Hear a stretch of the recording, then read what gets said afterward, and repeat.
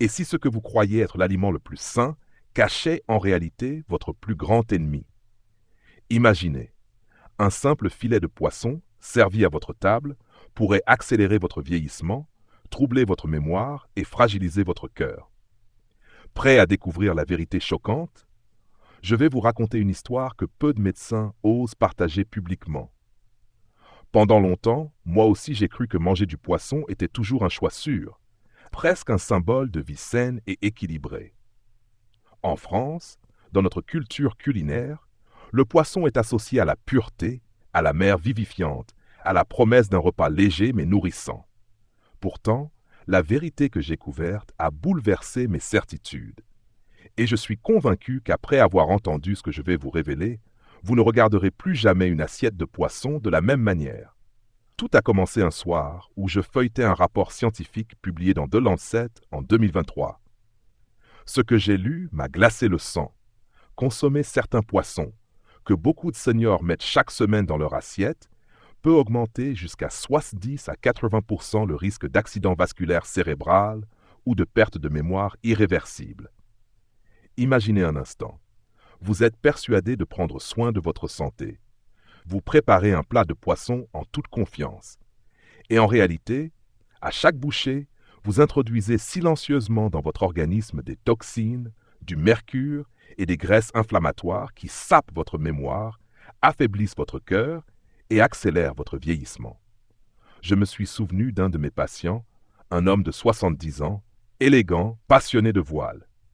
Il mangeait du thon plusieurs fois par semaine. Il croyait que cela l'aidait à rester en forme, à garder l'esprit clair. Mais au fil des années, il a commencé à ressentir des troubles étranges, trous de mémoire, irritabilité, palpitations. Ses proches attribuaient cela au vieillissement normal. Pourtant, les analyses ont montré des taux alarmants de mercure dans son sang. Ce n'était pas l'âge qui le trahissait, c'était ce qu'il mangeait. Et il n'était pas le seul.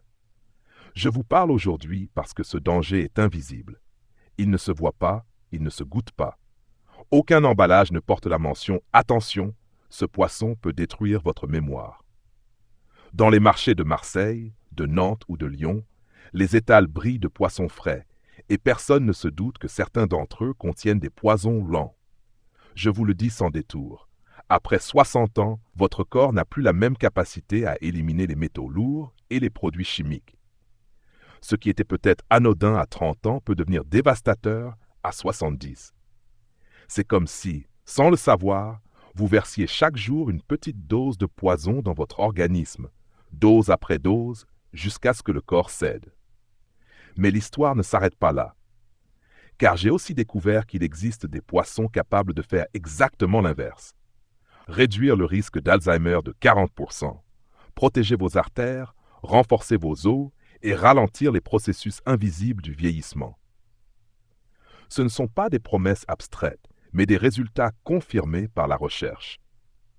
Ce sont des poissons qui agissent comme une médecine naturelle, accessible à tous, parfois même peu coûteuse, mais ignorée parce que nous ne faisons pas toujours la différence entre le bon et le mauvais. Pourquoi est-ce si important aujourd'hui? Parce que nous vivons plus longtemps que jamais. Mais vivre plus longtemps ne sert à rien si c'est pour perdre sa mémoire, souffrir d'arthrite invalidante ou dépendre des autres pour les gestes simples du quotidien. Chaque choix alimentaire devient un pari sur votre avenir. Ce que vous mettez dans votre assiette ce soir peut décider de votre vitalité de demain. Et si vous êtes déjà passé le cap des 60 ans, ce choix est encore plus crucial.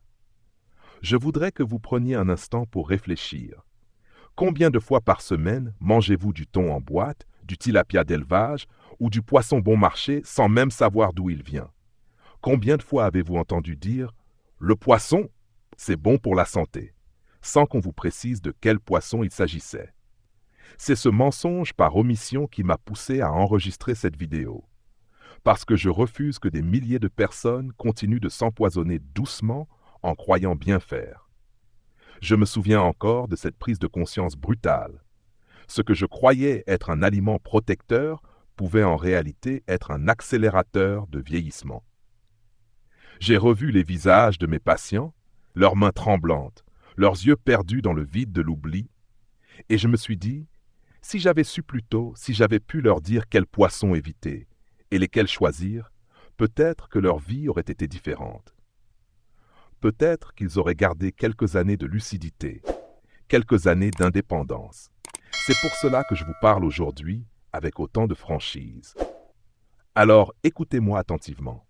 Dans quelques instants, je vais vous révéler les 4 poissons que vous ne devez plus jamais toucher après 60 ans et les 4 poissons que vous devriez au contraire manger régulièrement si vous voulez protéger votre cerveau, votre cœur et vos articulations. Ces révélations ne reposent pas sur des rumeurs ou des effets de mode, mais sur des preuves scientifiques solides. Et ce que vous apprendrez pourra littéralement transformer vos choix alimentaires et avec eux la qualité de vos années à venir. Vous allez peut-être être choqué. Vous allez peut-être vous dire « Mais j'ai toujours fait ça et je ne savais pas ». Oui, c'est possible. Mais il n'est jamais trop tard pour changer. Un seul remplacement intelligent, un seul geste différent au moment de vos courses peut marquer le début d'une nouvelle trajectoire pour votre santé. Imaginez un avenir où votre mémoire reste claire, où vos articulations vous permettent encore de marcher, de voyager, de jouer avec vos petits-enfants, où vous gardez la force et l'indépendance qui font la dignité de la vie.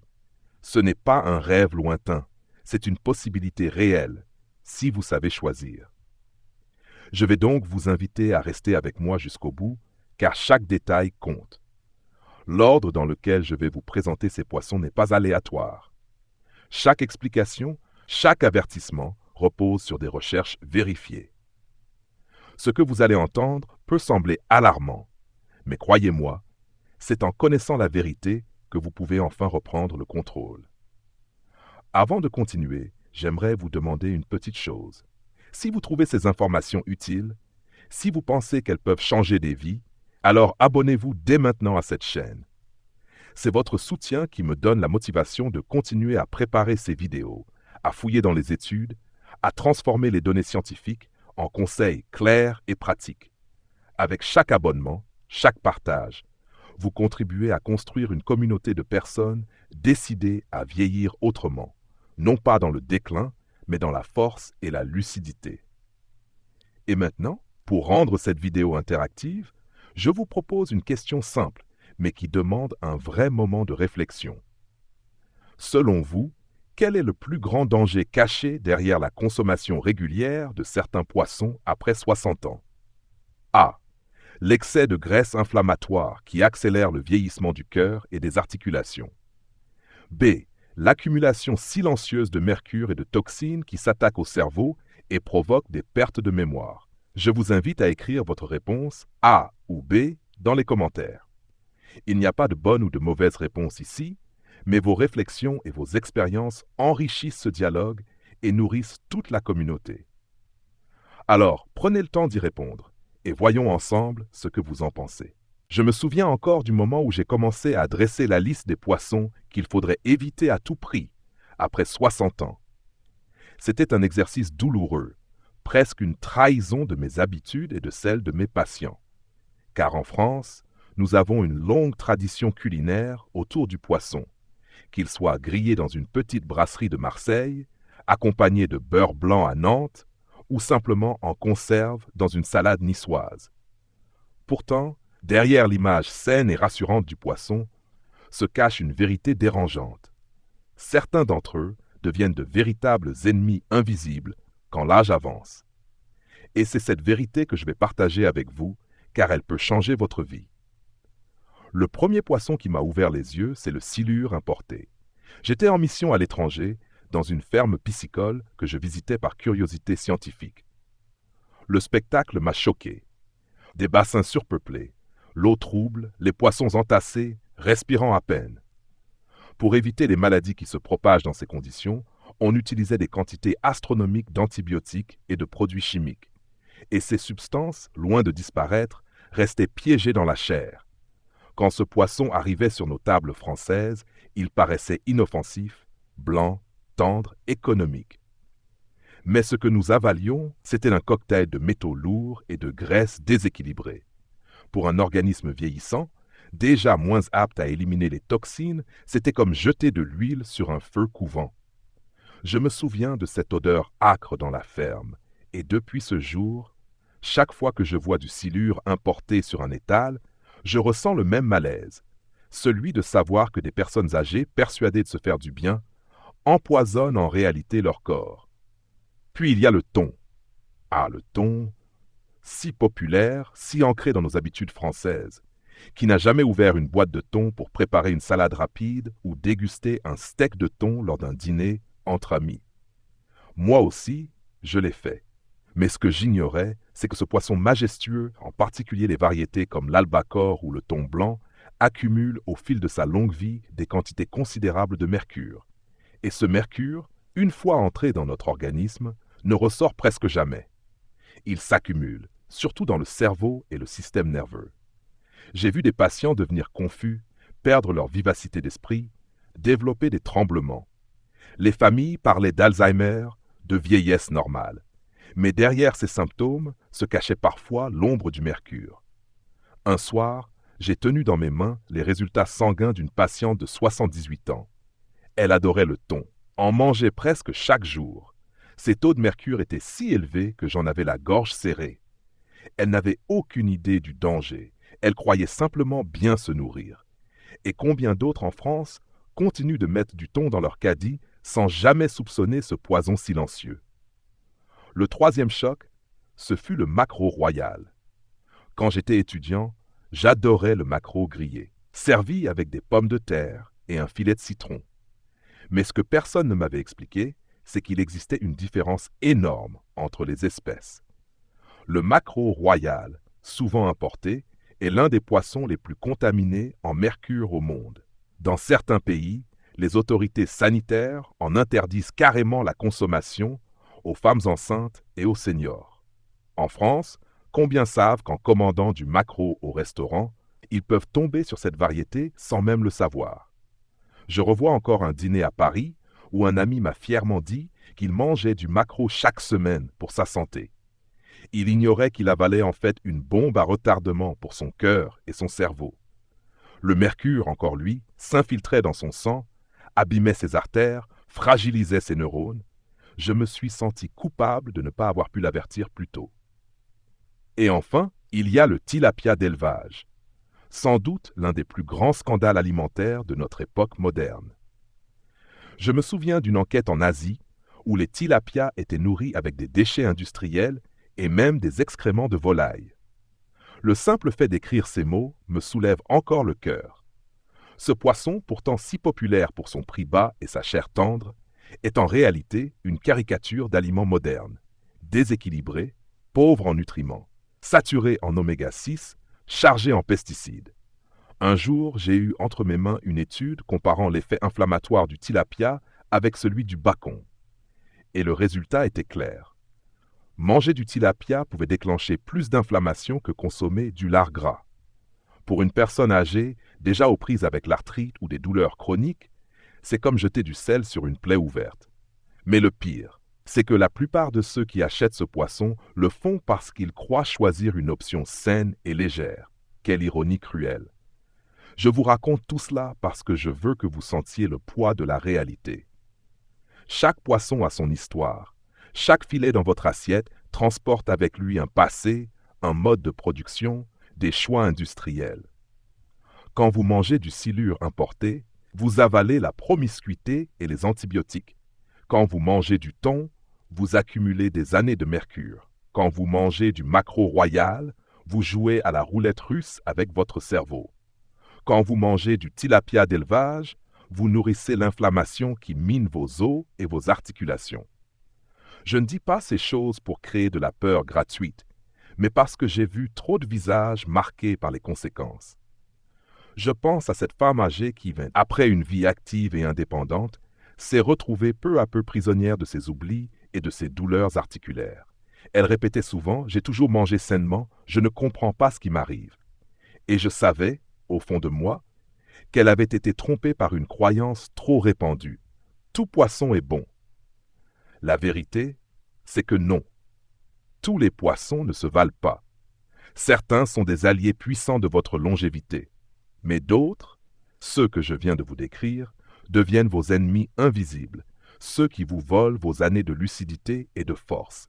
Et c'est pourquoi il est crucial de les reconnaître, de les nommer, de ne plus fermer les yeux. À présent que vous savez cela, vous avez le pouvoir de choisir différemment. Et dans la suite de cette histoire, je vais vous révéler l'autre face du tableau. Les poissons qui, au lieu de détruire, construisent. Ceux qui, au lieu d'éteindre votre mémoire, l'éclairent. Ceux qui, au lieu d'affaiblir vos articulations, les renforcent. Mais avant cela, prenez un moment pour intégrer ce que vous venez d'entendre. Ces 4 poissons, vous les avez peut-être déjà mangés hier, la semaine dernière, ou les mangerez demain si vous n'y prêtez pas attention. C'est ici que tout commence, avec la conscience, avec la vérité, avec le choix.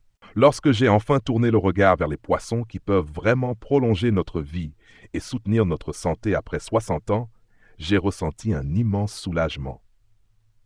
Après avoir évoqué les dangers invisibles, il est temps de parler des alliés fidèles, ceux qui nourrissent nos cellules, qui apaisent l'inflammation et qui nous redonnent la vitalité que nous pensions avoir perdue.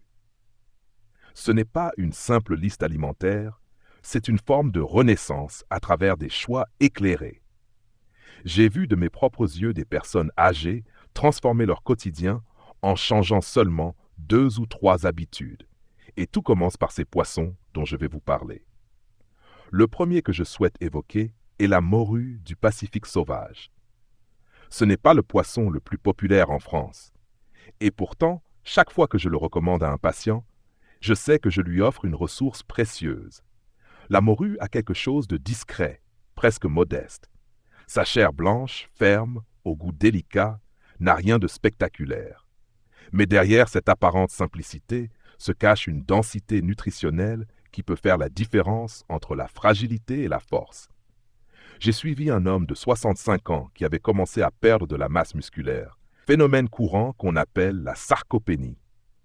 En intégrant régulièrement de la morue sauvage dans son alimentation, il a non seulement stabilisé sa force, mais il a aussi retrouvé une endurance qu'il croyait perdue. Je crois profondément que la morue, par sa richesse en protéines de haute qualité et en sélénium, agit comme un bâtisseur silencieux, consolidant les muscles, protégeant les cellules, soutenant la thyroïde. Elle est un peu comme cet ami discret mais indispensable qui, sans bruit, vous maintient debout quand les années deviennent plus lourdes. Puis viennent les sardines. Ah, les sardines! Elles sont au cœur de la mémoire collective française. Qu'elles soient dégustées grillées en Provence, en boîte à l'huile d'olive dans une cuisine modeste, forte, ou encore alignées sur les marchés de Bretagne. Je ne peux pas penser à elles sans ressentir une certaine tendresse. Ce sont de petites créatures, modestes, souvent négligées face à des poissons plus prestigieux. Pourtant, elles sont de véritables trésors. Quand j'explique à mes patients que manger des sardines, c'est comme offrir un bain d'oméga 3 à leurs cellules, je vois leurs yeux s'éclairer. Une femme de 70 ans m'a dit un jour qu'après avoir intégré 2 boîtes de sardines par semaine dans son alimentation, elle avait ressenti une amélioration notable de ses articulations douloureuses. Elle se sentait plus mobile, plus légère. C'est la magie des oméga 3 qui calment les inflammations, qui assouplissent les artères, qui nourrissent le cerveau. Mais ce n'est pas tout. Les sardines apportent aussi de la vitamine D. Ce soleil que nos peaux vieillissantes captent de moins en moins bien. Elles apportent du calcium et du phosphore à travers leurs arêtes que nous consommons sans y penser et qui renforcent nos os fragilisés. Je considère les sardines comme un élixir populaire, accessible à tous, presque miraculeux dans sa simplicité. Le troisième allié, c'est le saumon sauvage d'Alaska. J'insiste sur le mot sauvage, car la différence avec le saumon d'élevage est immense. La première fois que j'ai goûté à un filet de saumon sauvage, j'ai été frappé par la vivacité de sa couleur, par cette teinte rose-orangée intense, signe d'un antioxydant rare, l'astaxanthine. Cet antioxydant agit comme un bouclier contre le vieillissement cellulaire, protégeant la peau, les yeux et même le système immunitaire. Mais le vrai pouvoir du saumon réside dans ses acides gras, l'EPA et le DHA, 2 molécules essentielles au cerveau. J'ai vu des patients seniors qui, en consommant du saumon sauvage 2 fois par semaine, retrouvaient une clarté d'esprit qu'ils croyaient perdue. L'un d'entre eux, ancien professeur, m'a confié qu'il avait recommencé à lire avec plaisir, parce qu'il se souvenait enfin des paragraphes entiers sans se perdre. Ce genre de transformation est émouvant, parce qu'elle rappelle que notre cerveau, même vieillissant, reste malléable et réactif aux bons nutriments.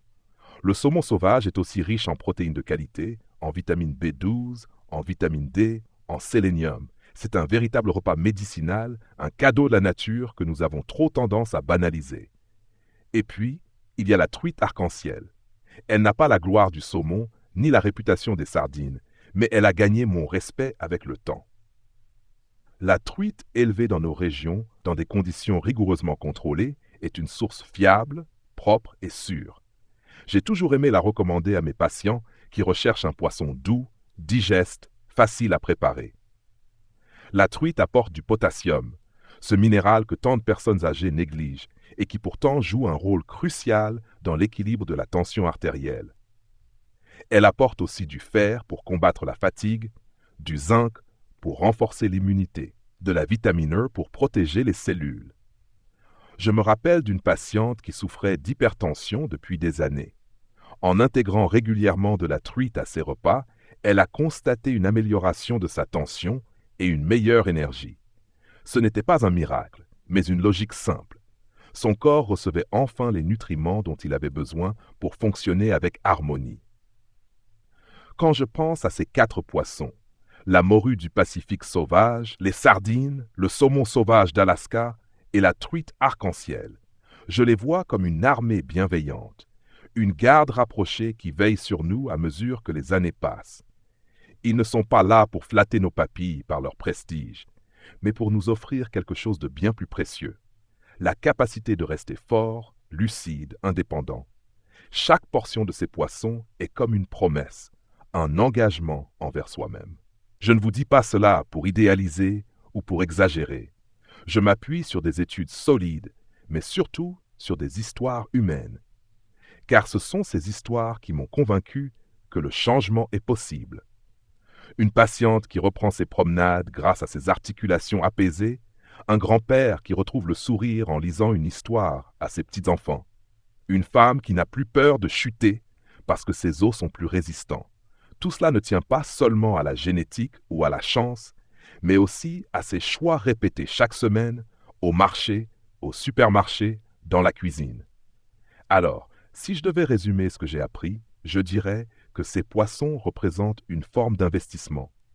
Pas un investissement financier, mais un investissement vital.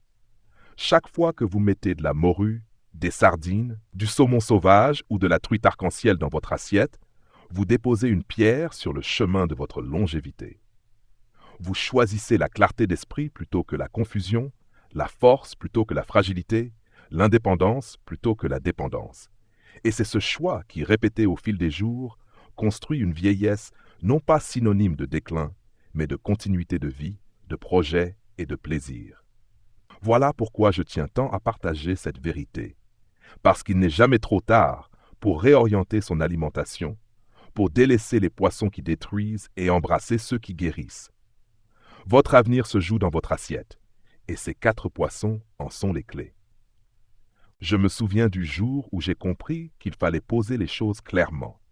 Il y avait d'un côté les poissons qui abîmaient nos vies, et de l'autre ceux qui pouvaient réellement les prolonger. Cette séparation, cette ligne de démarcation, a changé ma façon de voir l'alimentation. J'avais longtemps pensé que tout se jouait dans la nuance, que chaque aliment avait son rôle à jouer, mais avec l'expérience, avec les histoires vécues de mes patients et les résultats des recherches que je consultais, j'ai compris qu'il y avait une opposition nette, presque brutale. Certains poissons sont devenus pour moi des symboles de danger, d'autres des symboles de guérison. Et cette comparaison n'est pas qu'intellectuelle ou scientifique. Elle se ressent dans le corps, dans la mémoire, dans la vitalité quotidienne. Je pense souvent à 2 de mes patients, rencontrés à la même période. Le premier, André, avait 72 ans et mangeait du thon plusieurs fois par semaine. Il croyait se maintenir en bonne santé. Mais quand je l'ai vu pour la première fois, il se plaignait de perte de mémoire, de tremblements dans les mains et d'une fatigue constante. Ses analyses montraient une charge élevée en mercure, un fardeau invisible accumulé au fil des années. Le second, Jean, du même âge, avait fait un choix différent. Il privilégiait les sardines, le saumon sauvage et la truite. Je me souviens de son énergie, de sa clarté d'esprit, de son humour vif. Les deux hommes avaient vécu des vies semblables, dans le même pays, avec les mêmes ressources. Mais leurs assiettes racontaient une histoire radicalement différente. Cette comparaison vivante m'a marqué profondément.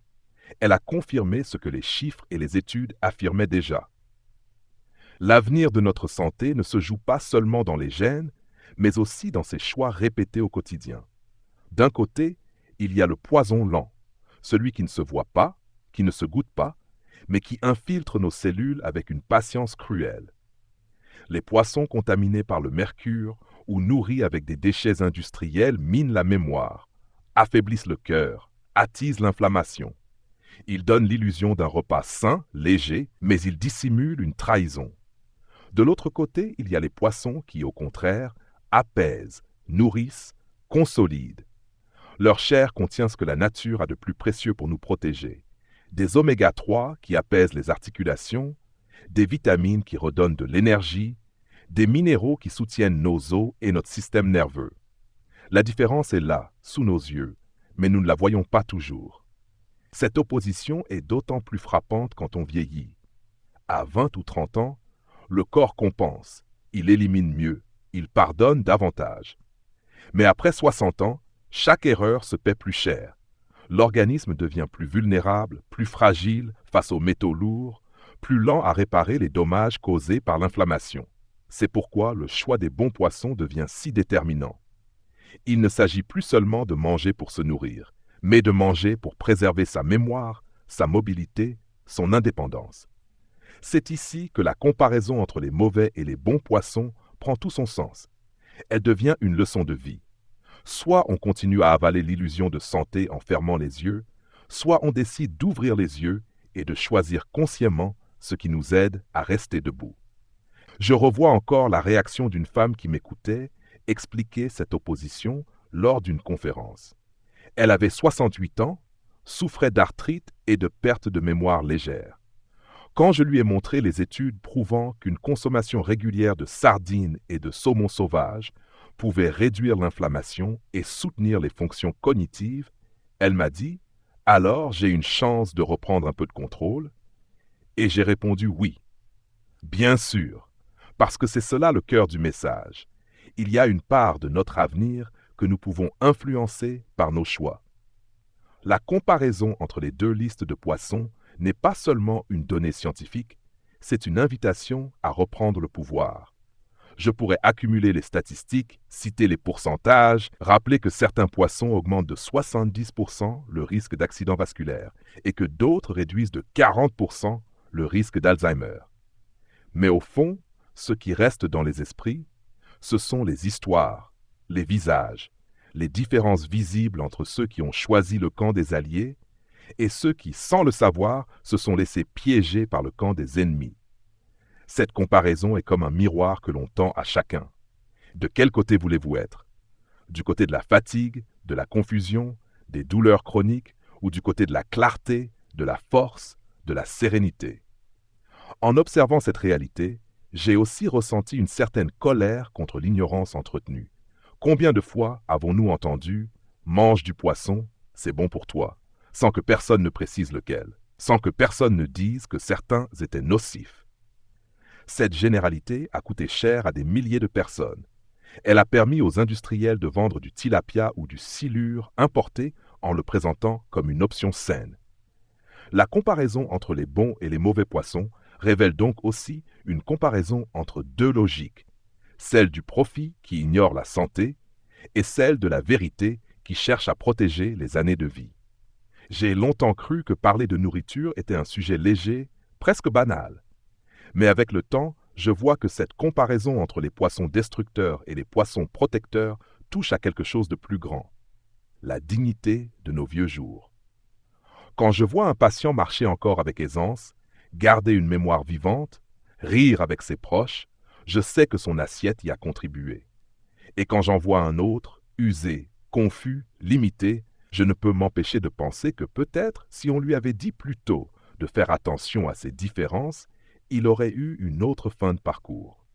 Cette prise de conscience m'a poussé à répéter sans cesse le même message. Tous les poissons ne se valent pas.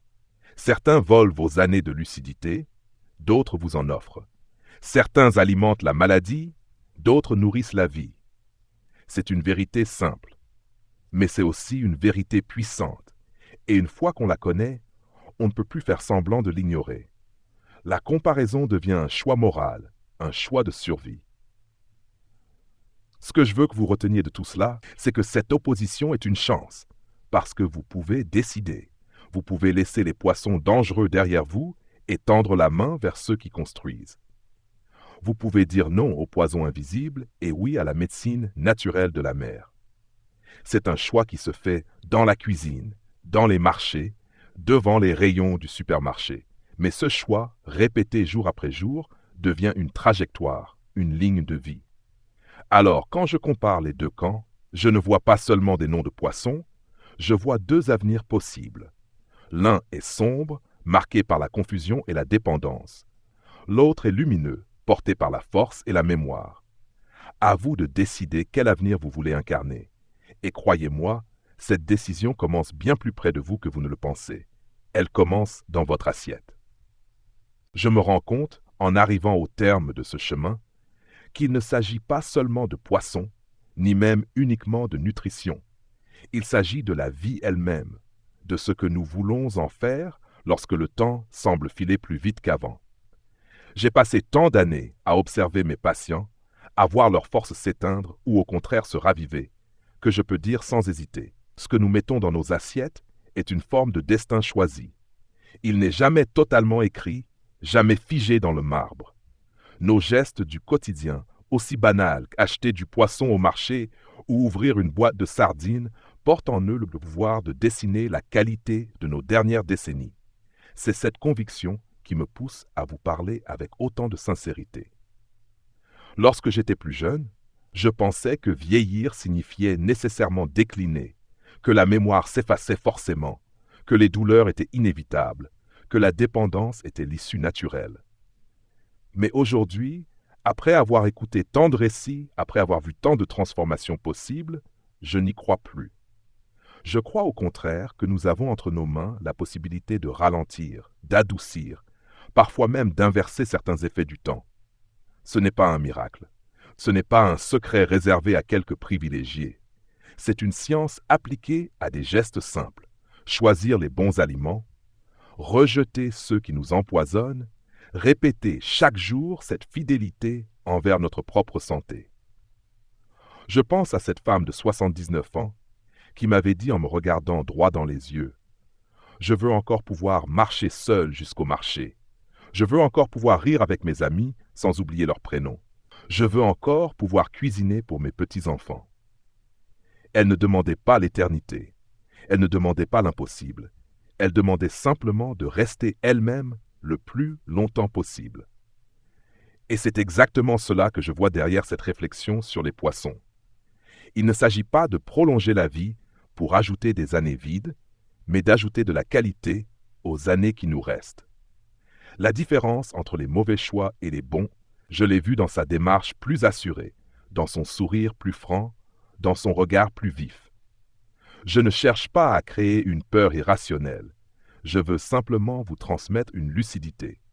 Chaque bouchée est un vote silencieux pour ou contre votre propre avenir. Lorsque vous choisissez des poissons chargés de toxines, vous votez sans le savoir pour plus de douleur, plus de confusion, plus de vulnérabilité. Lorsque vous choisissez des poissons riches en oméga 3, en vitamines, en minéraux protecteurs, vous votez pour plus de clarté, plus de force, plus d'indépendance. Et ce vote, vous l'exprimez plusieurs fois par semaine, parfois plusieurs fois par jour. C'est pourquoi je dis que la santé n'est pas un hasard. Elle est une somme de choix répétés. Ce que je vous demande, ce n'est pas de changer tout en un jour. Je sais à quel point les habitudes sont ancrées, à quel point les traditions pèsent, à quel point les contraintes financières comptent. Mais je vous demande de commencer petit. De remplacer une fois, puis 2 fois, un poisson dangereux par un poisson protecteur. De choisir une boîte de sardines plutôt qu'une boîte de thon. d'oser goûter à la truite arc-en-ciel plutôt que de céder au tilapia d'élevage. Ces gestes, répétés au fil des semaines, deviennent des habitudes, et ces habitudes deviennent une protection invisible mais puissante. Je vous invite à voir votre assiette comme un investissement. Pas un investissement qui rapporte de l'argent, mais un investissement qui vous rapporte du temps de qualité, de la vitalité, de la mémoire. C'est peut-être l'investissement le plus important que vous puissiez faire, parce qu'il concerne votre avenir intime, vos relations, votre dignité. Nous passons nos vies à planifier nos finances, nos carrières, nos vacances, mais combien d'entre nous planifient leur vieillesse avec la même attention?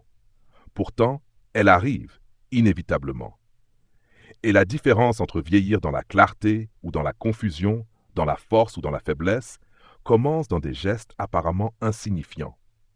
Je vous parle en médecin, mais aussi en témoin. J'ai vu des hommes et des femmes changer de trajectoire grâce à des choix alimentaires. J'ai vu des familles retrouver l'espoir parce qu'un grand-parent avait repris de la vigueur. J'ai vu des sourires renaître dans des visages fatigués. Ce sont ces images qui m'accompagnent lorsque je vous exhorte à choisir les bons poissons. Ce n'est pas de la théorie, ce n'est pas un simple discours, c'est la vie concrète de ceux qui ont essayé et qui ont récolté les fruits de leur persévérance. Alors permettez-moi de vous poser cette question. Quel avenir voulez-vous pour vous-même? Voulez-vous un avenir où chaque jour vous rapproche un peu plus de la dépendance, ou un avenir où chaque jour reste une opportunité de mouvement, de mémoire, de plaisir? Le choix n'est pas abstrait. Il est là devant vous, dans votre cuisine, dans vos courses. C'est une responsabilité, mais c'est aussi une liberté. Je crois profondément que vieillir ne devrait jamais signifier abandonner. Vieillir peut signifier mûrir, approfondir, transmettre. Mais pour transmettre, il faut encore être présent, lucide, debout. C'est pourquoi je termine avec cette conviction. Votre meilleur investissement, c'est vous. Ne laissez pas les poisons invisibles saboter vos efforts. Nourrissez-vous de ce que la nature a prévu pour vous protéger. Choisissez les poissons qui bâtissent au lieu de détruire. Et faites-le non seulement pour vous, mais aussi pour ceux que vous aimez. Car chaque geste que vous faites pour préserver votre santé est aussi un cadeau pour eux. Voilà pourquoi je crois que cette vérité doit être entendue par le plus grand nombre. Parce que derrière chaque assiette se cache une vie qui peut être plus claire, plus forte, plus libre. Parce que derrière chaque décision alimentaire se cache une trajectoire entière. Et parce que le temps que nous avons devant nous, aussi incertain soit-il, mérite d'être vécu dans la dignité et dans la joie. Si je vous ai accompagné jusqu'ici, c'est parce que je crois en votre capacité à changer, à choisir, à agir. Alors je vous le dis une dernière fois, votre avenir commence dans votre assiette. Prenez-en soin, vous le méritez. Il y a un moment dans chaque parcours de vie où l'on prend conscience que la santé n'est pas un acquis, mais un choix répété, presque un art de vivre. Tout ce que nous avons exploré ensemble autour des poissons n'est pas seulement une leçon de nutrition, mais une réflexion sur la responsabilité que nous avons envers nous-mêmes. J'ai vu trop de personnes âgées sombrer dans la confusion, la douleur et la dépendance, simplement parce qu'elles ignoraient que certains aliments les fragilisaient au lieu de les fortifier. À l'inverse, j'ai vu des visages s'éclairer, des corps se redresser, des mémoires se raviver, simplement grâce à des choix plus conscients. La conclusion que je tire est simple mais profonde. Vieillir n'est pas synonyme de déclin inéluctable. Vieillir peut être un chemin de continuité et de dignité si nous savons choisir ce qui nous nourrit vraiment. Ce que nous mettons dans nos assiettes n'est jamais anodin. Ce n'est pas seulement une question de goût ou d'habitude, c'est une décision qui se répercute sur nos cellules, sur notre énergie, sur notre clarté mentale. Nous avons appris que certains poissons, sous une apparente innocence, sont en réalité des vecteurs de toxines et de mercure qui accélèrent la dégénérescence. Mais nous avons aussi découvert qu'il existe d'autres poissons, souvent plus modestes, qui agissent comme de véritables boucliers naturels, capables d'apaiser l'inflammation, de nourrir le cerveau, de renforcer les os et de soutenir le cœur. Cette dualité est une métaphore de la vie. Chaque jour, nous sommes placés devant deux chemins, et ce que nous choisissons construit notre avenir. La grande leçon que j'en retire est que la santé n'est pas le fruit du hasard. Elle n'est pas réservée aux plus chanceux, ni dépendante uniquement de la génétique. Elle est façonnée par nos gestes quotidiens. Même après 60 ans, il n'est pas trop tard pour inverser certaines tendances, pour améliorer son confort de vie, pour retrouver une énergie nouvelle. Le secret réside dans la constance, dans ces petits choix répétés qui, semaine après semaine, bâtissent une protection invisible. C'est une invitation à reprendre le contrôle, à ne plus subir passivement, mais à agir activement. Appliquer cette leçon à votre vie quotidienne peut commencer par des gestes très simples. Privilégier les sardines ou la truite au lieu du thon en conserve, choisir le saumon sauvage plutôt que l'élevage industriel, intégrer régulièrement la morue sauvage dans vos repas. Ces ajustements ne demandent pas de révolution, mais ils peuvent transformer profondément la qualité de vos années futures. Imaginez un futur où vos articulations vous permettent encore de marcher sans douleur, où votre mémoire reste vive, où votre cœur bat avec régularité. Ce futur ne dépend pas uniquement du hasard, il dépend aussi de ce que vous décidez aujourd'hui, à chaque repas. Alors, je vous pose une question très simple. Préférez-vous investir dans votre santé dès maintenant, en choisissant ce qui nourrit vraiment votre corps, ou continuer à croire que tous les aliments se valent, au risque d'en payer le prix plus tard? Écrivez votre réponse dans les commentaires, même en une phrase. Votre avis compte et peut inspirer d'autres personnes à réfléchir à leurs propres choix. Et si ce contenu vous a apporté de la valeur, je vous invite chaleureusement à vous abonner à cette chaîne pour ne manquer aucune nouvelle vidéo. Votre abonnement est un encouragement puissant. Enfin, si vous souhaitez soutenir concrètement ce travail et nous aider à produire encore plus de contenu de qualité, vous pouvez faire un don.